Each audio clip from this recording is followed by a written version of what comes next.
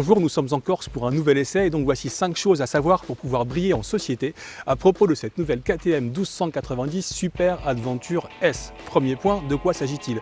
Eh bien en fait KTM a fait évoluer sa gamme de gros trails et désormais le 1290 existe en 3 versions. La R avec roue avant de 21 pouces pour les fans de tout terrain, la T avec un package Travel, Touring, roue à rayons, grosse bulle, protection, crash bar, etc.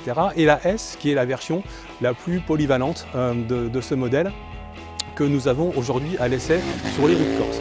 Deuxième point, le moteur. On retrouve le V-Twin LC8 de 1301 cm3 dans une version qui fait 160 chevaux et 140 Nm de couple.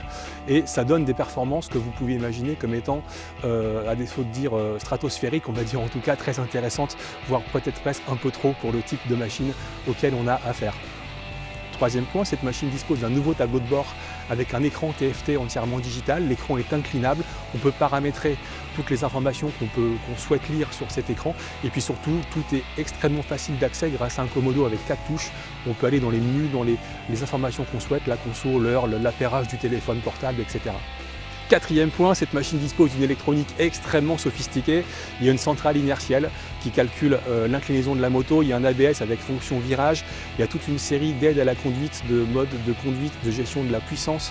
Il y a même des suspensions semi-actives avec une capacité de délivrer des sensations très différentes. Par exemple en mode sport, la moto leste la fourche plongée en avant pour pouvoir s'inscrire plus facilement en virage. En mode confort, elle bloque un peu l'anti-plongée pour garder une assiette plus neutre.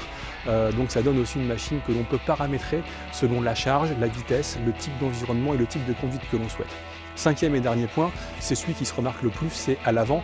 Vous voyez que cette moto possède une signature visuelle extrêmement identifiable, extrêmement agressive. C'est ça les codes de KTM. Et surtout, ce qui est nouveau, c'est qu'à l'intérieur, il y a des LED avec une fonction éclairage de virage. Alors aujourd'hui, on a fait 200 km en Corse.